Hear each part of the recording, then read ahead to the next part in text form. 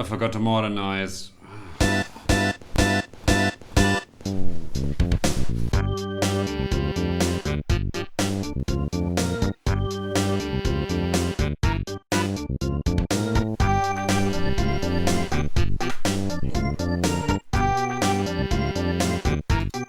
This is so much worse. May 11th, 2009. Eidos Montreal, who are currently working on Deus Ex 3, which will later be known as Deus Ex Human Revolution, announced the creation of yet another long-awaited sequel, Thief 4. April 1st, 2013. It's been a long road of unconfirmed concept arts and endless rumors, but on the Joker's day, the YouTuber Entar Games leaks the announcement trailer for the game one day before the official reveal. The channel itself was terminated and Square Enix released the official trailer later that day. Reception was mostly positive, but fans were worried about the attempt to modernize the Thief series. To which the developers replied that new features like the focus mechanic were entirely optional and, I quote, unobtrusive. Some Thief fans were beginning to draw comparisons to Hitman Absolution and Dishonored. 2013. The rest of the year was spent advertising the game and interviewing developers. Most of the time, the fans felt good about the interviews, but sometimes, in between the statements, you could hear some very concerning and disheartening things. We have other mechanic to help the people like me, who doesn't want to, spend 10,000 hours to solve something. So we have some philosophies on top that 2014. The game was released at full price, and not only did it suffer from severe technical problems on all platforms, it was also sold with lackluster Day 1 DLC. Welcome, ladies and gentlemen, to the road of my declining sanity. As a change of pace, this time I'm gonna spoil the entire story. The reason for that is this time we are dealing with a story-driven game in comparison to the older titles. So, grab yourself a ginger ale or a juice box or whatever, because this time it's gonna take a while. Well, these are actually pretty damn good. Thief is an action stealth game with a first-person perspective. It was advertised as a reboot of the franchise, but technically it isn't, but more on that later. Before we head into it, recording footage of this game has proven far more annoying than it should have. Long story short, I recorded the game with an unstable frame rate and with a resolution of 720p at the lowest settings. I tried to make it work in a stable frame rate, but after about 2 hours of trying, I stopped caring. And then, 19 hours into the game, I noticed that all of my footage was in fact cropped. That's totally what I wanted. At the very least, enjoy the video. The city, a place where medieval society clashed with early industrialization. You play as Garrett, an orphan who grew up stealing, who has garnered a reputation as the infamous master thief. One day, he accepts a job from his lifelong friend Basso to steal something called the Primal. However, Garrett's ex-student, Aaron, joins him for the job. The first thing Aaron does in this entire game is to brag about her claw, a tool that she built herself. And when Garrett claims that she's over-reliant on it, she challenges him to a race to the Baron's mansion to prove him wrong? While running, we get our taste of the new city. The Baron Northcrest is responsible for everything, and the Watch is responsible for securing the city. The Watch itself is highly corrupt, and the working conditions of the city would be considered comfortable in a voluntary child labor institution. Our two thieves get to the mansion and see a bunch of robed people doing some sort of ritual. The Primal is in the center of the group, And so, Garrett gets the glorious idea to steal the claw from Erin because he thinks she's over-reliant on it.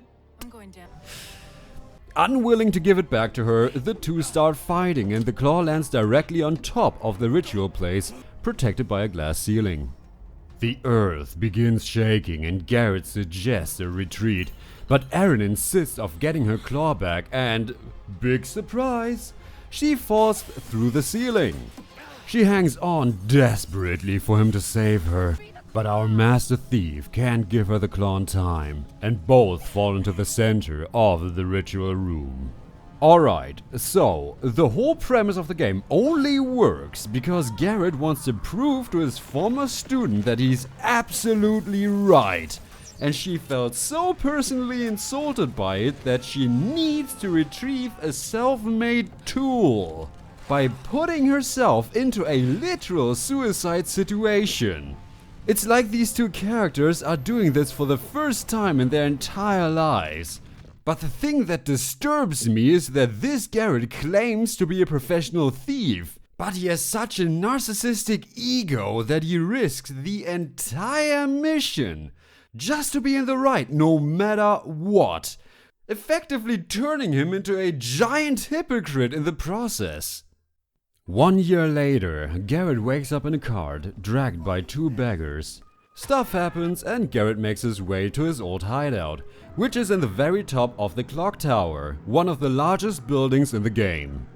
Okay then, I don't have to explain why the top of a clock tower is not a smart hiding place in a world that wants to be somewhat based in reality. And I'm not even talking about the ear-deafening noise of trying to sleep underneath a giant ringing bell. Also, Garrett holds the claw for some reason. And here's his emotional justification for using it despite belittling his former student for it. The claw's fairly quiet when used the right way. Erin made this thing sound noisier than it is. Fuck you, Garrett. Nonetheless, he arrives at the hideout and is contacted by the best character in the game, Basso's magpie Genevieve. And so, Garrett heads into the tavern, the crippled Burrick, to meet with his friend. Comparison time! In the original trilogy, Basso is a convicted arsonist who works as a boxman, but who has also a talent for lockpicking. The only reason original Garrett even remotely cared about him was because he wanted to sleep with his sister. That doesn't mean that I dislike the new Basso. In fact, I slightly prefer the new Basso. While he's a walking stereotype, as in the laid-back criminal fencer buddy, he manages to act as a tool to get Garrett to talk more about himself, but more on that later when the time actually comes. So far, I like Basso and Genevieve, but I hate Erin and Garrett. Continuing with the story, Garrett is supposed to steal a ring from a corpse.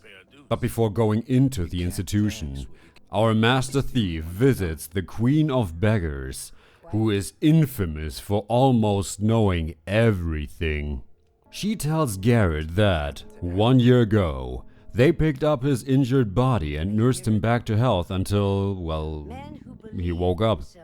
Wait, so they nursed Garrett for an entire year, but at the start of the game he still wore the same equipment and held on to the claw as if no time passed in between the accident and now.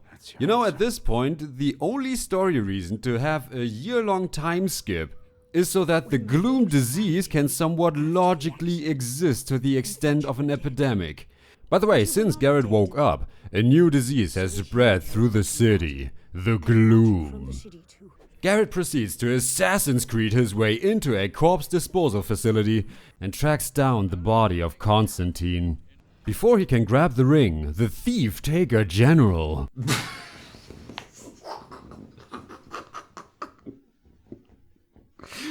Oh, who thought that was a good name? I mean, what's next?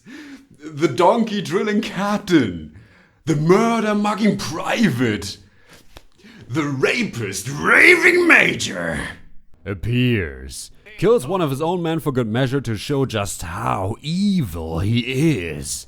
And then he grabs the ring himself. Afterwards, Garrett sneaks into the office, steals the ring but is caught by the Ting Tonker Marshal. In a haste, the thief pushes him out of the door, blocks his path, well, except for the huge windows, but I suppose the watch doesn't like smashing windows unless we pay attention to those unending piles of glass shards all over the place, but whatever. And Garrett makes a narrow escape, returning with the ring. 5 days later, the clock tower thief is contacted by Genevieve to meet Basso again. Garrett meets the employer of the last job, a man named Orion who is deemed a charismatic, merciful savior among his people. He sends Garrett to fetch a unique ritual book from somewhere underneath the brothel. Our thief is uncomfortable going into the House of Lust without intel for a change, so he decides to visit Erin's old hideout as she was working there in the past. After investigating her place, he finds some sort of talisman and proceeds to infiltrate the brothel, creeping through the Palace of Lust like a ghost. Garrett finds a secret passage in Zhao Zhao's room, the owner of this establishment. After solving a puzzle, our protagonist enters the hidden ruins of a former Keeper library. Yes! A literal Keeper library, but it's not just any library. It's the same library from Thief Deadly Shadows. Quite honestly, the atmosphere in this place is amazing. At the same time, it's nostalgia pandering, and unfortunately, it's not the last time where you feel like you've entered an abusive relationship. The kind where your partner keeps spitting you in the face each and every time you mention the past, and immediately afterwards they try to remind you how awesome the good old times were. Garrett finds the book, gets out of the ruins, but unfortunately, he accidentally enters the amusement room of a certain antagonist. When hiding underneath a bed and deciding not to move to look for another way for some reason, the gangster banger headmaster stumbles into his full view. Said Double T and G beats up a woman, wants to rape her because he's just that evil, but then Mrs. Man intervenes. After which, the rejected comic book villain throws up the bed so hard that the mere kinetic power causes Garrett to roll backwards multiple times. Thief! You ought to be nicer with the ladies. He escapes. About a week later, our protagonist is contacted once again. However, something is off. Wait, no! Genevieve's dead! No! They're trying to kill my enjoyment, they're trying to kill my enjoyment, they're trying to kill my enjoyment, they're trying to kill my enjoyment. Orion tells Garrett that the pink player penetrator arrested Basso and brought him to the keep. As it seems like a good time, Orion offers our thief a job. Go into the keep and free his radical followers called the Graven. As it happens to be along the way, Garrett accepts the job and, for more information, seeks the original architect of the keep who, upon arrival, has already hanged himself. One cinematic action chase sequence later in which Garrett suddenly achieves physical feats we can't even remotely do in-game, he enters the keep. Bada boom, bada bang, the Graven and Basso are saved. Maybe, considering that the keep is blowing up. Kinda like a certain clock tower in Deadly Shadows. Despite Basso's better judgment, however, Garrett decides to go up even higher to crack the legendary Great Vault because... That's who I am. Are you what? What kind of reason is that? I mean, can we take a look at Garrett's personality for just 1 second? He claims to be a professional thief, yet he's a collector of unique goods and even has them on display. He claims to be more mature than Erin, yet he never owns up to the fact that it's due to his selfishness that she is gone. He claims to be more skilled than Erin, but overuses the claw just as much as she does because it's not a problem when he does it apparently. He claims to prefer being unseen, as heard in this retarded edgy teenage boy line. I never liked mirrors. I prefer to stay unseen. Yet he is constantly being chased around the rooftops by half the city pretty much twice a week. And even after being caught, he still takes a moment to mock his enemies. So, if we put it all together, then I need to connect all the dots.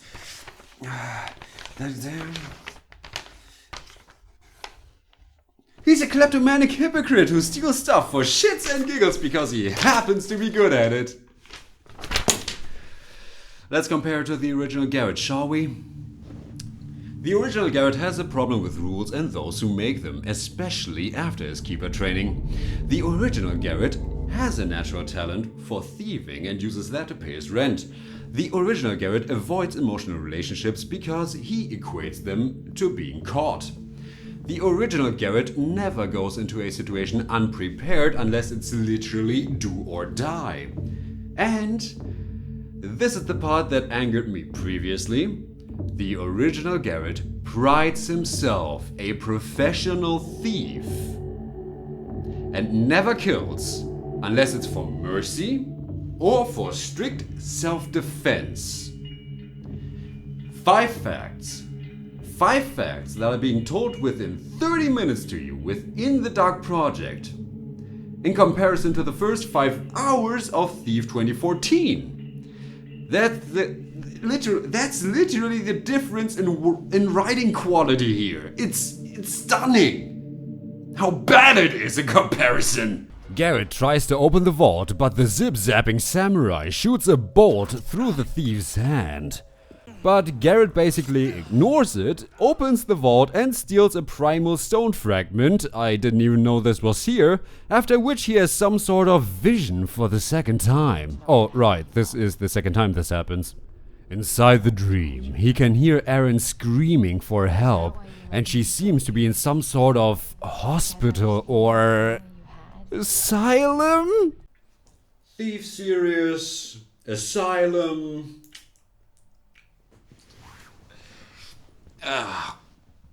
Cheap nostalgia pandering really doesn't leave a good taste. Looking into this, Garrett asks Basso to sail him over to the Moira Asylum, which he does. On the ride, we get the only cutscene in the entire game where Basso actually proves himself to be Garrett's friend. For the first time, we actually get to hear how Garrett feels about the entire situation, and this wouldn't have worked without using a character like Basso. Nonetheless, this is unfortunately once again the only cutscene in the entire game that actually tries to explore our protagonist. But don't worry, the immersion is immediately broken afterwards anyway, because just like everything else, all story characters, vehicles, etc. simply disappear after a cutscene is over, even though they were just there a second ago.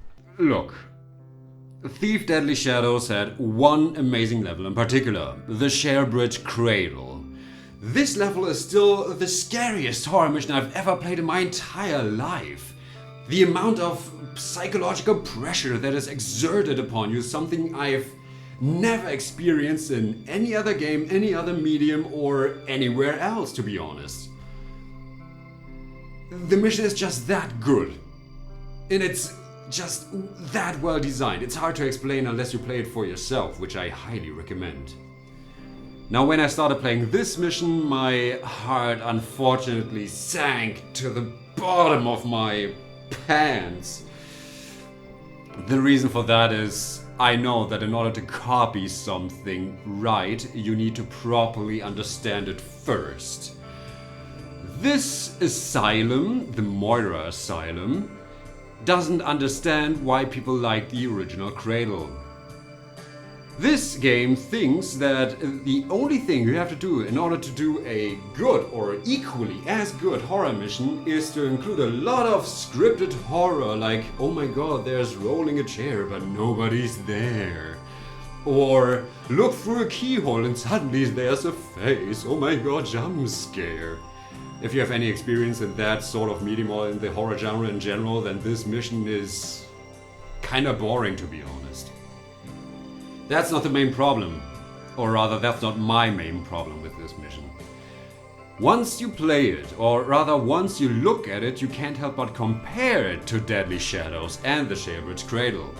The reason for that is it fundamentally uses the same architecture in style, it uses the same color palette, the lore around the place is essentially identical to the Shepherd's Cradle, and this is the part that I personally do not mind so much. There's about 4 times the amount of text in this one mission in comparison to the entire rest of all the missions of Thief 2014. I think the accurate number of the amount of letters you can find in this mission is 42 in comparison to, I think, at most 12 or 13 in other missions. That's awesome. It shows that the developers really put a lot of effort into that. It becomes a problem once you realize that most of the text is essentially copy and pasted from Thief Deadly Shadows and merely integrated here, but a few names were switched around. And that's the fundamental problem. You can't help but to compare once you have that experience. Anyway, if you want to see how one of these kind of horror missions can be done right, at least in this kind of design philosophy, you don't need to look any further than Vampire the Masquerade Bloodlines and its Haunted Hotel. While I personally wasn't too afraid of the Haunted Hotel the first time I played it, it is fundamentally much better executed in the idea than the Moira Asylum. So if you want to draw a comparison to the mere style of horror, then the Haunted Hotel is it's a better point to start off your experience with. The two arrive at Moira Asylum and Garrett infiltrates the place. There he finds evidence that Erin, after the accident a year ago, actually survived and was subject to gruesome medical experiments as she slowly lost her mind. The one responsible was none other than Baron Northcrest himself, who might also be responsible for saving her when the experiments caused the asylum to go batshit insane. And this is the point where you encounter one of 2 supernatural enemies in the entire game. The Night Warden, an invisible ghost with, for this game, exceptional sound design, and I'm not kidding here.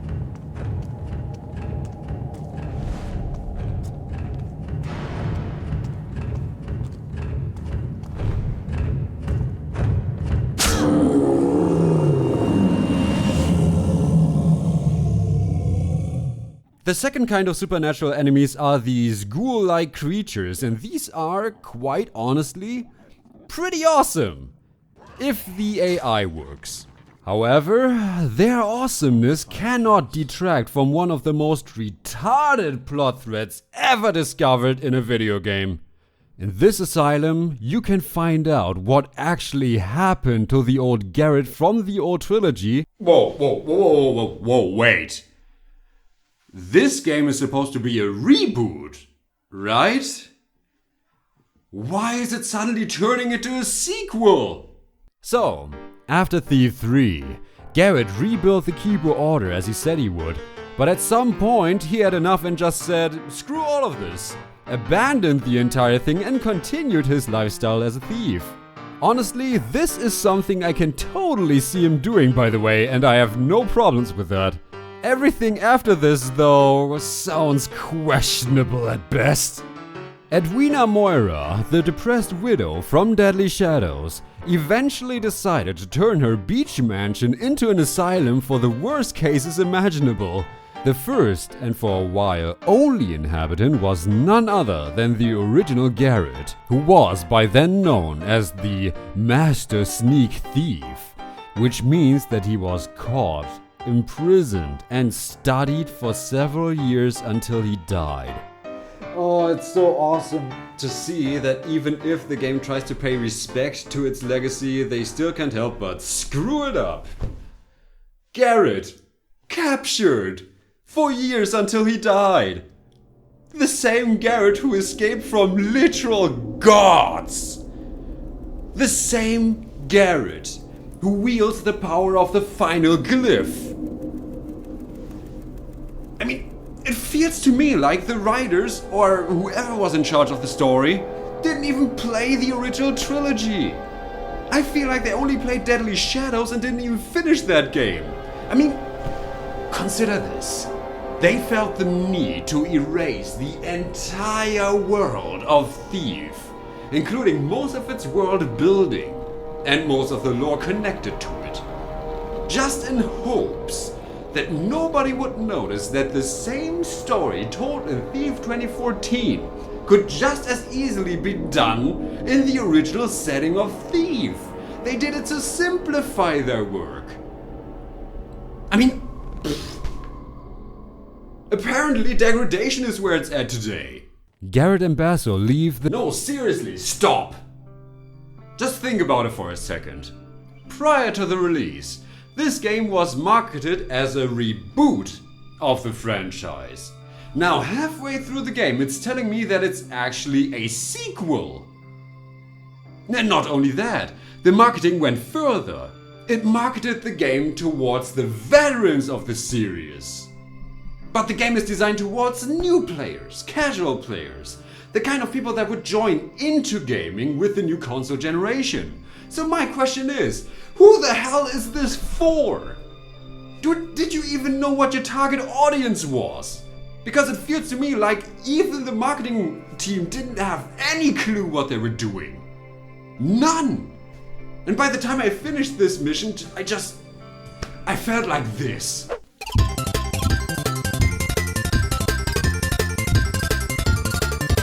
Garrett and Basso leave the island together and head for the Baron Northcrest's mansion. Though as they return, smoke rises.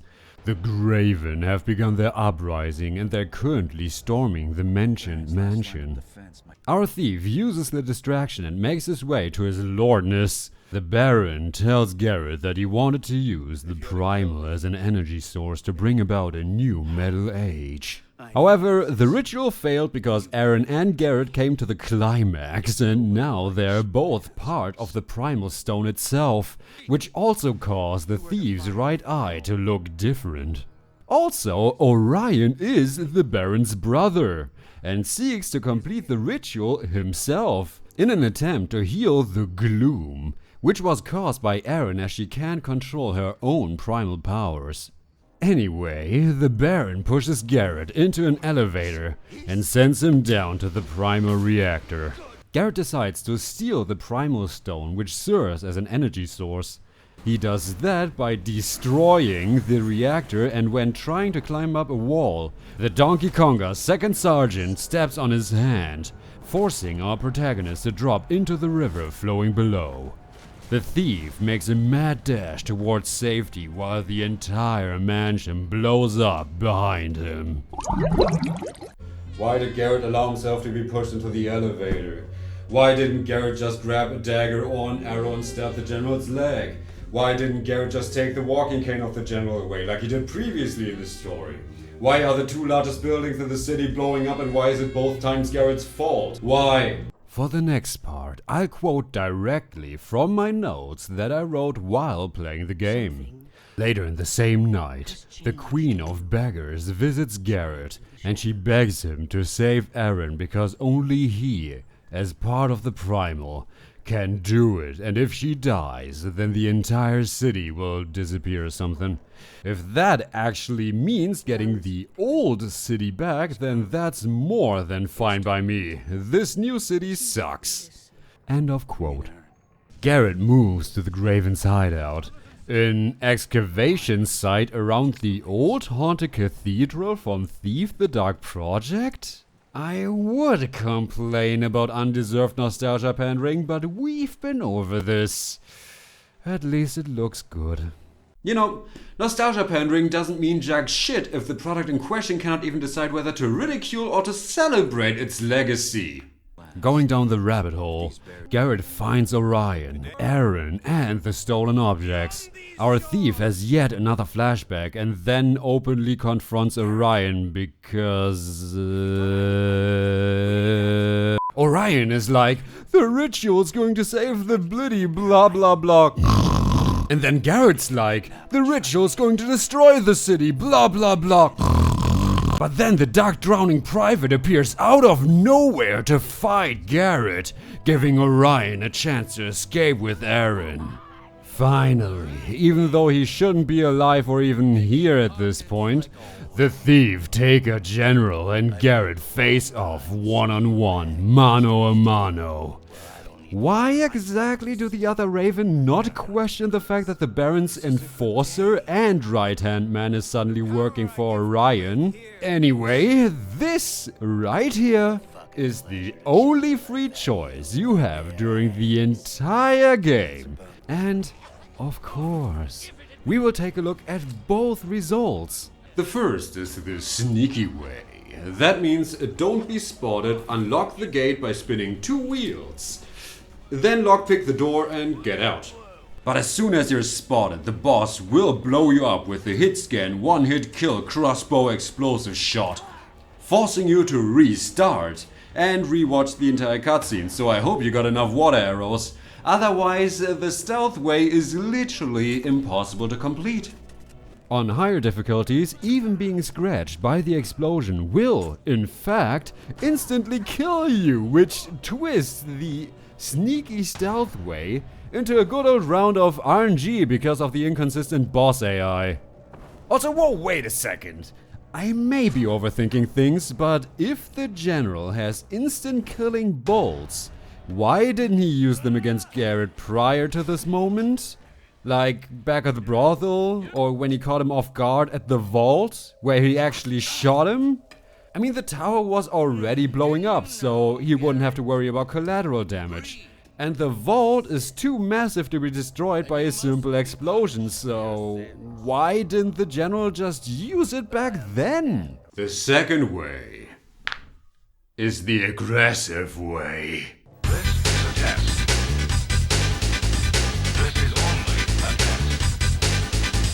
The result is literally nothing, except for an additional short cutscene. Oh, come on, are you kidding me? Why is there a boss battle in my Thief game to begin with? Why do you even offer a choice when both results are identically the same shit? And why is the battle so badly designed when it's just a small circle in a small room? The general dies, Garrett moves to a secret underground ship. Wow, I haven't seen that before in a Thief game. And when he confronts him, Aaron has a panic attack and turns Orion into a monster, never to be seen or mentioned ever again. I'm not even going to comment on this. Garrett then confronts Aaron, steals the Primal Stone back from her, and then this happens. Just get the job done.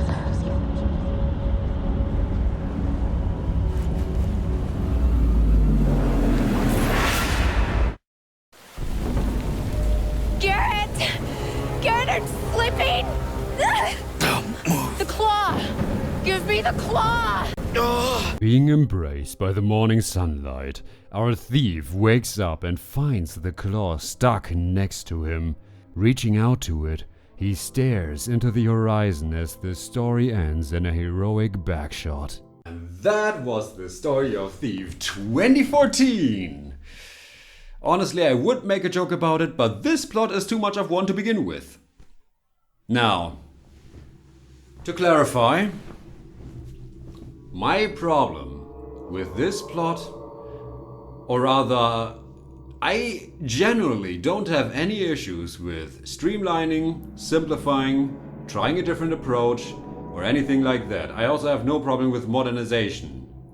My problem is also not that this story is unlike the original games or something. Each of the original games told its own story. Actually, I'm very thankful if games try something new. My problem with this story, with this plot in particular, are 3 things. Inconsistent characters, incredibly shallow world, and most importantly, too many plot holes. What do I mean with incredibly shallow world? I mean, from what you've seen, it seems to be extremely detailed. Well, honestly, this game has a problem, and that is repeating the same lore information over and over and over and over again in many different ways. The people are poor, the nobles are dicks, The Baron is an asshole. This new city is built on top of the old one. The Graven are rebels. Thank you. I understood that in chapter 1. Could I please get some new information? Please. The beginning of the story only works because Garrett is a kleptomanic hypocrite. Aaron is a juvenile brat. The Thief Taker General might be the dumbest name I've heard in years. Let's talk about the Primal. It's pretty much a Deus Ex Machina for whatever you need, with all due respect. I mean, it's capable of generating energy, teleportation, about a dozen effects involving telepathy or manipulating senses, and most importantly, it appears to be capable of merging the host's subconscious mind with the collective consciousness of an entire city? No. The writing quality is like if you were to combine Hitman Absolution with bad TV supernatural high school drama. It's bad. Each of the original games managed to tell a much better story with a more complex world standing behind it. This game decides to replace most of it with real-life inspired lore and boils most of that down to we have a class system in too early medieval industrialization. However, the fact remains that even if it does that approach, or rather attempts to take that approach, it doesn't mean that we are dealing with a story of any original value whatsoever, considering that a quarter of it is from Dishonored, half of it is from Deadly Shadows, and a last quarter of it is from Michael Bay fanfiction, so I don't know, take your pick! Fuck you too, you nitpicky little asshole.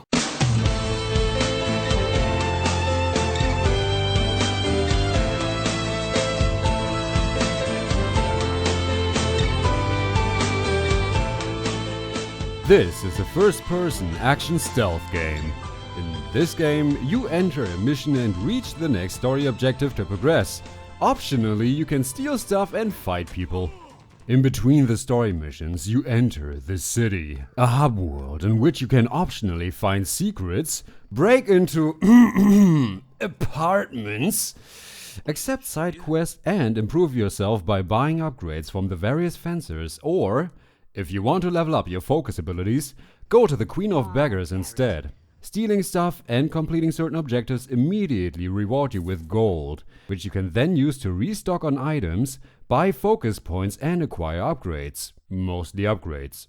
You can use those upgrades to improve your natural abilities. Garrett can crouch, walk, sprint, jump and climb, but what matters most is his equipment. He no longer has a sword or a dagger and instead prefers to fight with agility and his blackjack in combat.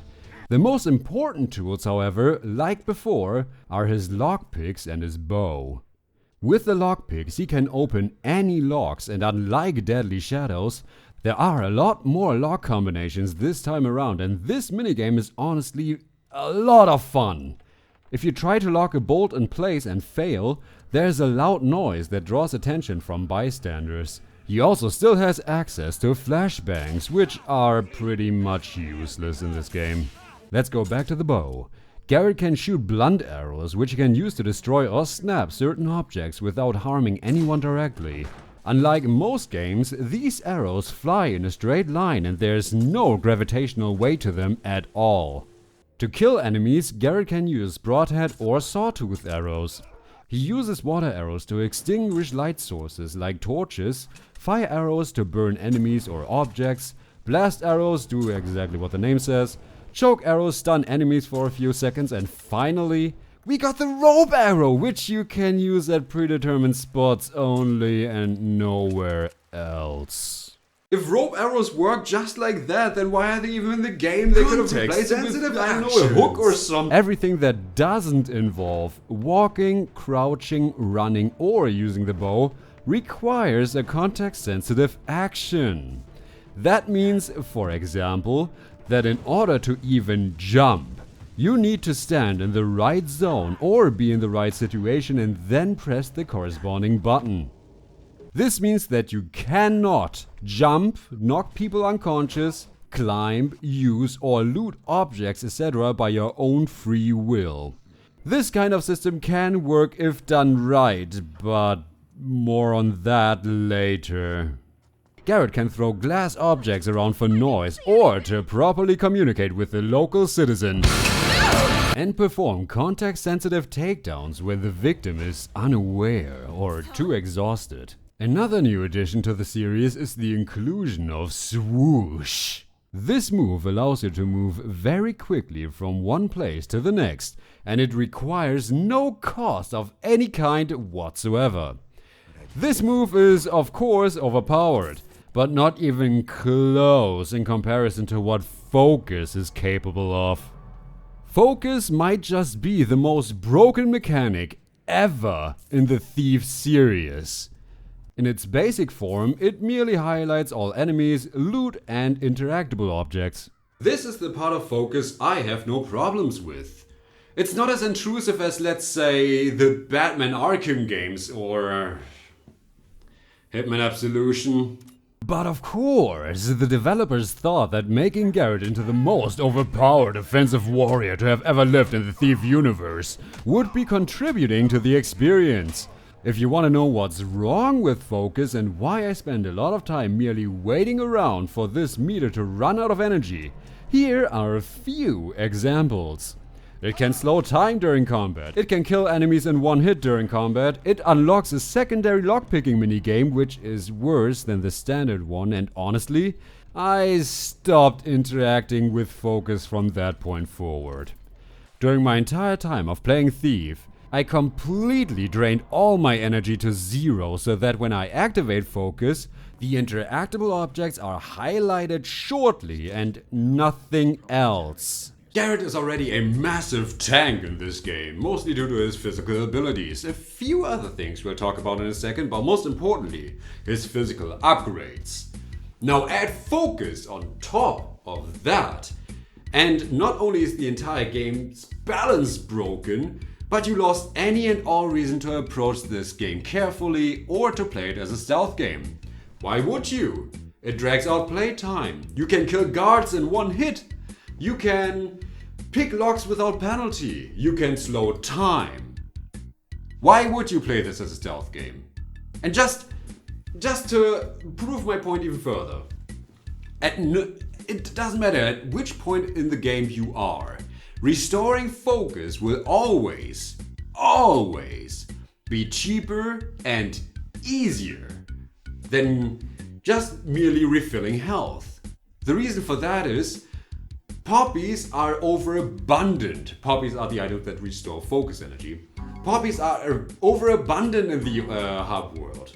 And when you shop at a fencer or something, poppies will always be cheaper than food and sell for less. But, of course, I know you've probably encountered it too, if you've been somewhat busy in the community since the game's release. Some people, or perhaps even the developers themselves, love to argue with the fact that you can customize your difficulty. That's not a solution to the problem. The problem lies somewhere else. And here's the reason why playing without focus is actually more of a hassle than a reward. There are two reasons why progressing through the game without the highlighting feature can be difficult. This game has some amazing scenery, and if you can get it running on the highest graphics, then the impressive architecture alone can cause you to stop and take in the view sometimes. The problem is, it's too detailed in design. That in of itself wouldn't be a big problem and more of a subjective criticism. But the color palette makes it an issue. Thief 2014 mostly consists of 3 colors: blue, gray and black, mostly blue. There is the occasional green and orange, but when you are working with stale colors, then you need to adjust the art design towards clear visual information, not overstimulation. Isn't it ironic that Deus Ex Human Revolution, which was made by the same developer studio by the way, perfectly understood that lesson in comparison to this game? It only goes for a lot of detail and overstimulation of the visual senses in calm moments or story events, while making sure that all objects within a level are quick to be identified by the player. Thief 2014 doesn't even think about considering any of that, and without focus it can be a pain to progress through the city or the story. I mean, in usually about 60% of all cases, there's a log hidden somewhere above you that you need to shoot a rope arrow into, and there are no alternative routes to take whatsoever. I admit, it sounds weird, and at this point it sounds like I'm just comparing the old games to the new one. But I'm not comparing. This is a flaw in design. Most side quests require you to own one of these three things.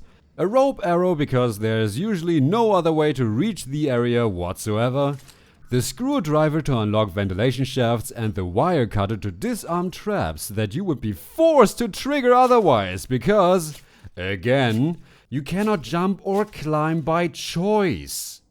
Let's talk about the optional content in this game, which is separated into the following. There are 25 side quests within the city that are usually locked behind any of those three mentioned tools. These are quick and easy to complete and usually don't take longer than 2 minutes each. About 2 of them even had NPCs, but honestly, it took longer to walk there than actually doing the objectives. Then there are 6 so-called client jobs. These take roughly 5 to 20 minutes to complete. You accept them with a dialogue cutscene from either actor or Vittori. Then move to the location, do the small mission which entails stealing something specific in a linear area, and then go back to tell them you've done it. Afterwards, you need to progress through the story to unlock the next job, or you can proceed immediately if you already fulfilled the requirements. Just as a small hint, you can do all of this optional content after the story because the game allows you to keep playing post-credits. The final piece of optional content that actually matters is also the most infuriating one as it is connected to the main story. Said main story is split into 8 chapters, each representing a longer mission that takes from 20 minutes to over an hour depending on your pace. After you complete a mission, you receive one of 3 ratings alongside the optional goals you fulfilled. The 3 ratings consist of Ghost, Opportunist, and Predator. Ghost requires for you not to be spotted. Opportunists mostly use the environment in a mix of aggressiveness and passiveness. And finally, the Predator is just aggressive. The optional goals can include something as simple as knocking down a few guards to fundamentally deciding your playstyle, like getting a bunch of headshots even with a slow-mo kill cam. Nice! That means in order to fully complete the game, you need to finish it at least 3 times. 3 times, if everything goes perfectly. For example, this game loves bugging out and giving you the false rating at the end, meaning that even if you did everything right, you might have to replay the entire mission nonetheless and collect everything and do all the goals again, yada yada yada. So the question is it worth completing this game? In my opinion, no, absolutely not. All you get is enough gold, in-game gold, to buy all the upgrades in the game, which mostly make you invincible and invisible. I mean, I'm glad there is some sort of reward, but it's absolutely not worth your time or effort or even your investment. Only do it if you absolutely want to. Don't do it under any circumstances, and if you don't want to continue doing it, then just stop. Not worth it. Not at all. But we're getting ahead of ourselves. In order to fully understand the issues of ThiefR, we need to look at its biggest problem area, the level design. Even when compared to the likes of Thief 3, which already extremely streamlined the complexity of Thief 1 and 2, the level design in this game is suffocatingly linear. It always goes like this. You start at the beginning and you have about 1, sometimes maybe even 2 ways to progress. However, just like the side quests, alternative routes, which sometimes feature loot, so if you want a clean house, these alternate paths aren't so alternate anymore now, are they? Anyway, again, these optional pathways are usually locked behind rope arrows, screwdrivers, or the wire cutter. I mean, they tried. The only kind of player freedom that you have in any way, capacity, or form is how you approach enemies, not the level itself. Why is that? Because in every single story mission, once you reach the objective, you're usually immediately locked out of the previous path, making it impossible to return unless you redo the entire chapter from the beginning. You can do that from the hub world, but there's a problem with the map itself about that. But more on that. How many times am I gonna say that? Later. So, in order to properly explain it to you, how about we take an example? Do you shoot the rope arrow left or right? Do you take the elevator or the ventilation shaft down? Do you walk to the left or do you walk to the right? Do you prefer the small-ass house on the left, consisting of literally one basement smaller than a poor student's apartment? Or the small-ass house on the right, which is even tinier and consists of only one room about the same size as a goddamn cardboard box? You get the idea, and unfortunately, that's how the majority of the game is designed. I mean, even games like Crysis 2 had more options to approach a level. This isn't even actual replay value because, again, all the levels are strictly linear with only small areas as two-way exceptions. Comparison time! Speaking from the perspective of a Thief fan, or rather a fan of the overall franchise, it's honestly just sad to see how the development focus has shifted from gameplay and level design to impressive visuals and absolutely badly written, shitty cinematic story experiences. I'm not saying there's no merit in that. There are too many games and overall products of media entertainment that would prove me absolutely wrong about that. I'm also, again, repeating that I don't mind games doing something new. My argument is that this game isn't doing anything new. Not at all. Instead, because it was too afraid to be called out for basically copying Dishonored, it took just a little bit of Thief Deadly Shadows and injected it into this game. And here's the part that I absolutely don't understand. Why are you picking the one Thief game in a trilogy that not only has the lowest ratings, the lowest appraisal of the community, but also the lowest sales? Why would you use that game as an inspiration and combine it with Dishonored? Why would you? And the final part is pure AAA idiocy. What idiocy, you may ask? Well, just the usual. Removing standard features like free jumping without a care in the world and the abhorrent delusional belief that all consumers are idiots who'll eat up anything. So obviously jumping is too complicated, right? No. We can't overwhelm the adults by offering more. We can't offer more than 3 buttons. That's too much. No adult would be able to comprehend that. I mean, just look at this. The amount of letters on this thing. I mean, who could ever hope to comprehend such intricate design? I mean, there's a P and there's a Q and there's an arrow key. But, I mean, look at this. This device. It's so complex.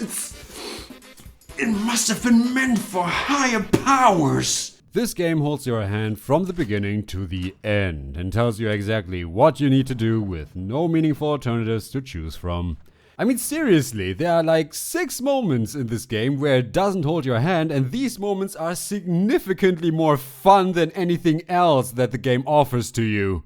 Thief 2014 is ridiculously brain-dead easy to the point where it breaks the immersion of Garrett actually being a thief and not an insane mass murderer or Agent 47. ThiefR is not doing anything creative, complex, or innovative whatsoever. This is not bad in of itself. if it was standing on a solid foundation. But instead it tries to throw mechanics together that don't fit and pretends it works fine. Ironically, and I'm not being sarcastic here, by throwing so many standard elements together without caring for a second if they even harmonize or not, the developers, create something positively unique within the video game industry. There aren't any other story-driven first-person action stealth games on the market anywhere as of right now, even 6 years after its release. And there is an audience for it. The main problem is, and the reason why this game failed, is, well, if we ignore miscommunication, awful marketing and the likes, the main problem is that Thief 2014 has a huge identity crisis. Primarily, it wants to be a story-driven cinematic experience. Then it tries to be like Thief, but it only read the Wikipedia summary and doesn't understand what made the originals great. Then it wants to be a casual game designed to be as simple and easy to understand as possible, while also trying to appeal to gaming veterans by throwing in elements like the rope arrow. But it doesn't even think remotely, not even for a second, about why people like the rope arrow in the first place. The players loved the rope arrow because you could shoot it into any wooden surface or wall, making it an extremely fun tool in vertical exploration. This game, on the other hand, believes that people liked it because it looks cool. This design philosophy unfortunately spreads itself throughout the entire game. But let's just compare the writing to the old games based on one single example. Humor. The old games utilize the word ThiefR a lot.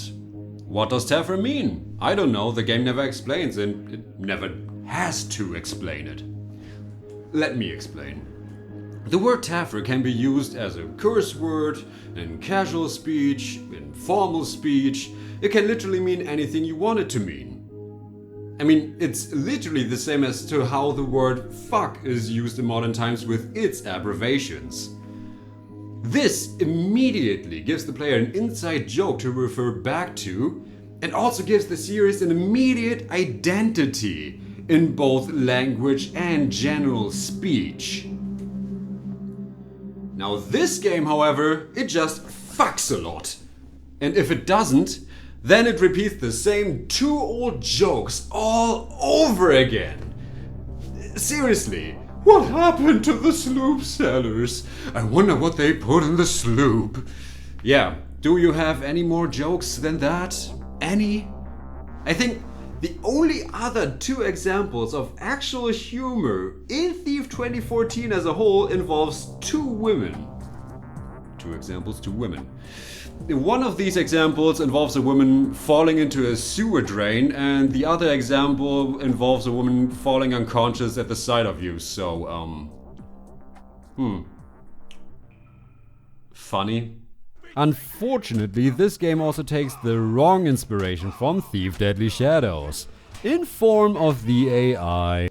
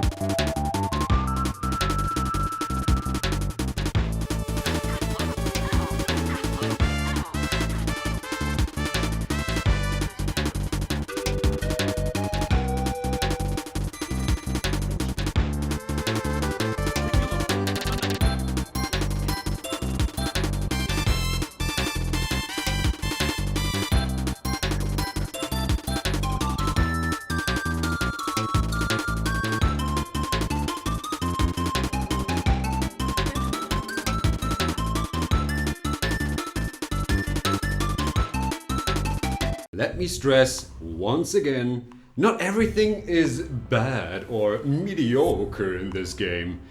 For example, the soundtrack.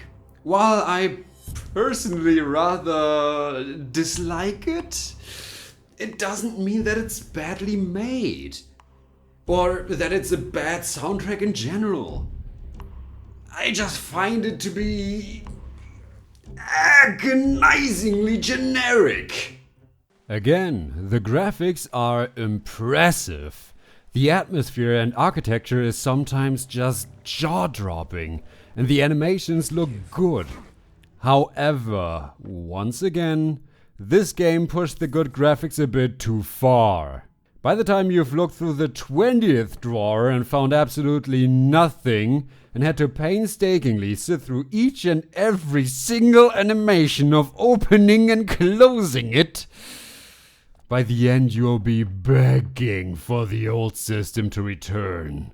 Hand animation porn is good and all, but my dick's like a wet noodle if I need almost a minute to look through a single drawer with absolutely nothing in it. Long story short, this game loves to waste your time with repetition. That doesn't have to be bad. Some games are built upon that principle. I mean, I even purchased these games myself. It really doesn't have to be bad. In this case though, it absolutely is. If every single action takes 4 times longer than necessary, then with all due respect, we're talking about a significant flaw here. If I need about a minute to look through one drawer, that's way too much time wasted for the action I actually want to do. A stealth game, or even an action stealth game, should never destroy the motivation to explore or to test your abilities, or rather to experiment with your abilities. Thief 2014 managed to do that in one fell swoop, or rather a swoosh. Wait, actually now that I think about it, that's actually kind of an achievement on its own. Unfortunately, the problems of this game keep stacking up from this point forward. I really mean it when I say that 2014 was badly designed. Let's take the map for example. The old, stylized, theme-fitting maps are gone, and so are their stories. In the original games, Garrett always mentioned how he got a hold on a map or how he plans on getting it, if he didn't have one already. Hell! In Thief 3, you often have to observe your surroundings and steal a map yourself, otherwise you literally won't have one available during a mission. In this game, these generic, pale-looking, modernized maps are automatically added once you enter a new area, every time. That, in of itself, again, wouldn't be so bad. However, you cannot view maps of areas you're not moving in. You can't look at the different floors of any location. Several key locations on your map are not marked whatsoever, and the biggest sin of all, the map is inaccurate. This is what makes city traversal feel like a night in a swinger BBC dungeon as a straight man, to be honest. You constantly run into dead ends and blocked roads no matter where you go, and they will never stop. The map indicates that these blockades aren't there. This problem is persistent in story missions as well. You cannot properly trust your map in this game because it doesn't give you the correct information.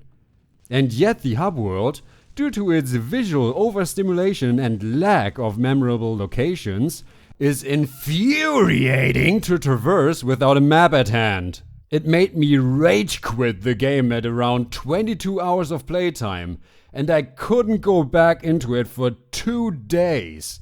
I just couldn't take it. It still hurt too much. We are talking about something as fundamental as a map. Something video games have successfully achieved over 30 years ago. And this game cannot even do that properly. And I'm serious. That's the level of quality you generally need to expect outside of good graphics. Or how about this? Once you are being shown this takedown prompt in non-combat situations, you can no longer use your blackjack melee attack out of your own free will. Well, honestly, as long as it still works against civilians, I don't really mind that much.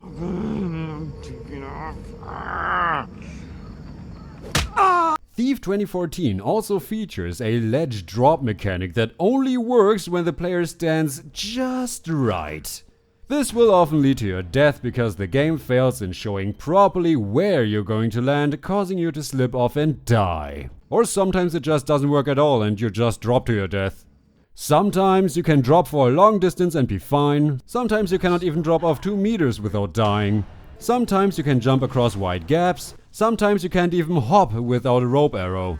And then there's this retarded situation. There are about 5 ledges where you cannot use jump to drop off, which is what you've been doing for the entire game, by the way. No, in these few locations you need to press the specifically separated drop-off button. Anything else won't work. If you don't figure that out, you'll be stuck. Or how about the ghoul enemies that are supposedly deathly allergic to light until they choose to ignore their mortal lives and kill you anyway? I'll also just mention how one of your most important tools, the light jewel, has been streamlined as well. In this game there are only 4 levels of visibility: dark, dark bright, bright dark and bright. This causes confusion because the game's visual lighting conveys different information to you, and the fact that there are sometimes random spots of extreme light or darkness in the middle of nowhere doesn't help much either.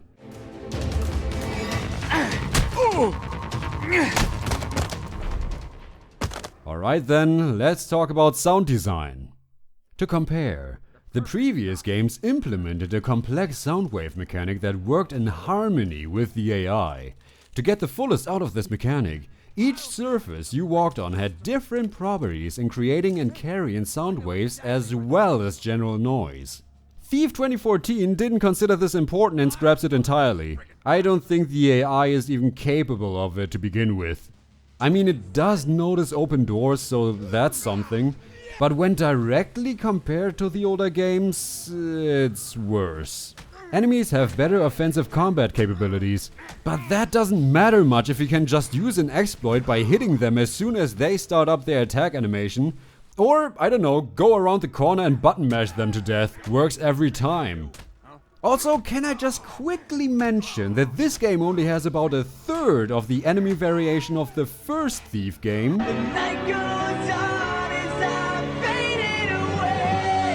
There's always an incredibly obnoxious "watch out, you're about to be spotted" sound that I hated with a passion by the end of my playtime.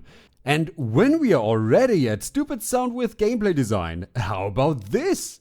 We need to start with a comparison yet again. In the original games, whenever you picked up a document of any kind, you were at least forced to look upon it once as the game shows it to you. This ensures that the player has an opportunity, the mere opportunity, to follow the ongoing events. In this game, documents are not read upon taking.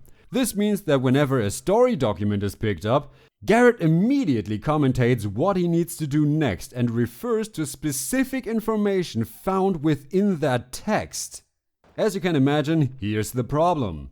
Either the player manually chooses to read the document to know what the hell is going on, but that will interrupt Garrett's current monologue. The apothecary's whatever happened to just leaving a corn still smells of the Washington's grave, old blood, or both. Or your other alternative is to wait for Garrett to finish, then open 3 different menus to access the letter and then read it. When I say that Thief 2014 has no idea what it's doing, then I'm referring to simple design choices such as that. And they just keep stacking up. I mean, they never taffing end. We're not done yet. I told you, these don't stop. There are several NPCs in this game that are literally just objects with animations. This may not sound like a big issue, again, But this NPC, this one right here, yes, that is an object. Why is this an issue in the first place, you may ask? Is it perhaps I'm just being a nitpicky little bitch again? No. It's because this game puts a lot of focus into immersion and atmosphere, clearly based on the extreme amount of detail in both the environment and its gritty wannabe world realism. I'm dark. But that only works as long as the world around it supports that. Let me explain.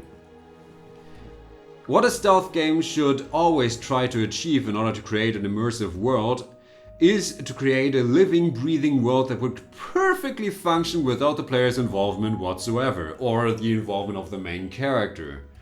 If the player or the main character wouldn't have visited the location at that point in time, it would have still worked, it would have still kept going. That's honestly the simplest way I can put it. So let's make a comparison. In the old games, Garrett was not the center of attention. The city was.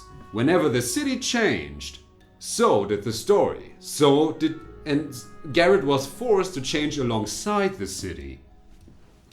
In this game, the city doesn't really matter all that much. It always only matters about Garrett, Aaron, and Orion, basically. Most importantly, Garrett. Every explosion happens because of Garrett. Every change in the city happens because of Garrett. Everything in the story that keeps moving forward happens because of Garrett. And that's the main problem. When a story doesn't support the world it was supposed to represent, then honestly the atmosphere just shatters in half if you pay attention. All these little bugs, glitches, etc. that keep breaking it more and more, those are just the cherry on top. ThiefR also has huge problems trying to figure out what you want to do. I want to swoosh and take down the guard in front of me quickly, but the game thinks I want to climb boxes instead, because climbing and swooshing are on the same button.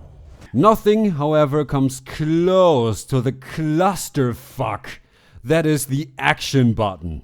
We have talked a bit about it before, but I didn't properly show you how overloaded the button actually is. Quick time event to load the next area, pick up a body, drop a body, peek, pick up loot, peek through keyholes, read documents, any interaction with objects, go to the next area, pickpocketing, lockpicking, and the list goes on. I mean, why in the world would you decide in your right mind to put everything on a single button? You have more at your disposal. Use them. But hey, at least as long as you get a slow-mo kill cam for headshots, everything's a-okay, right?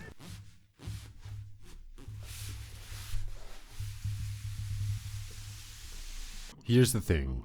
Even though I'm far from done of listing all the flaws, glitches, bugs, etc. that I encountered, there is potential hidden here.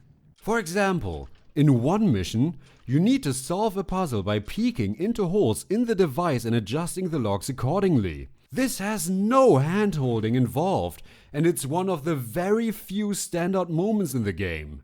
Another example, you can find a note telling you that a code to a vault was inscribed on the inside of a closet, which you then need to investigate, find the code, remember the code, and then use it to unlock the vault. Everything about this is done without even a little hint of hand-holding, and this is the only damn time the game does something like this. If Thief 2014 would have focused more on moments like these, with, of course, the same amount of minimal hand-holding involved, then with all due respect, it wouldn't have been a Thief game. But it would have still been an awesome game. And that is what matters most. Here's the thing. Do you want to hear a little secret? Okay. Come closer. Most people don't dislike change. That especially goes towards anybody responsible at Square Enix for this mess. Do you want to know why most people don't dislike change inherently? Because It might take for them a while to see it. They might have a preference. They might compare what they had before and what they have now with each other and like or dislike one or the other. But none of that is really all that bad as long as you treat your customers, the legacy, or the line of products with the proper amount of respect. I mean, just a few cases and points, just as to make my point perfectly clear. How about, I don't know, Metal Gear Rising Revengeance? Good reception. Fans are still asking for a second game in regards to that. How about The Legend of Zelda Breath of the Wild, or hell, any controversial Zelda game? Most of them, the response to them changed from negative to positive just within the span of a few years. How about Half-Life Alyx, a VR game that sold like shit but still had an amazing reception from both critics and fans? How about... here's one. Metal Gear Solid 5 The Phantom Pain. It's not a Metal Gear Solid game anymore, you can't tell me it is. It has a very lackluster story, but it's still overall regarded as a great game, because it is. And that's the point I'm trying to make. Change is not inherently bad. It only matters. The only thing that really matters is how you present it, how you present it towards your customers, and how you treat them, alongside how you treat their fond memories of the line of products or the legacy in question. And that's what this game, other games like DMC, Devil May Cry, and many, many, many more, like, I don't know, Banjo-Kazooie, Nuts and Bolts, utterly fail at. In fact, all of the games I named just now, all of them have prime-time examples of openly ridiculing both the legacy and all the fans. And that's the point I'm trying to make. What it boils down to the most at the end of the day is not change, but respect. However, the point where my feelings legitimately turned from despise to hatred was right here. During my free time exploration, because I had to review this shit and I had to see the majority of the content for myself, I found a small apartment. At first, nothing special. But then there was a bookshelf with a secret switch. Ooh. Oh, what could it be? What could it be? A unique loot object? Some dirty secrets? Perhaps an Easter egg of sorts? But then I opened the passage and felt fisted after finding 2 gold coins.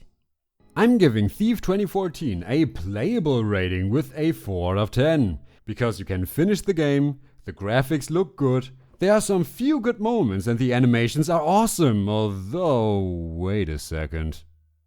Okay, so Garrett looks like this in first person stance with his legs in this position and... What the? That's not a sneaking stance. What the hell is this stance even? You definitely don't want your arms this close to your face.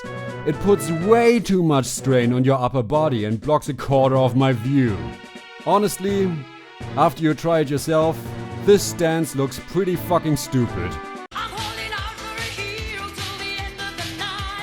I'm giving the game a 3 out of 10 and a playable rating as an action stealth game, a 4 out of 10 and playable as its own unique thing, a 2 out of 10 and no more words left for this piece of shit burning trash can motherfucking abomination of a waste of resources game as a Thief fan. Have a good day.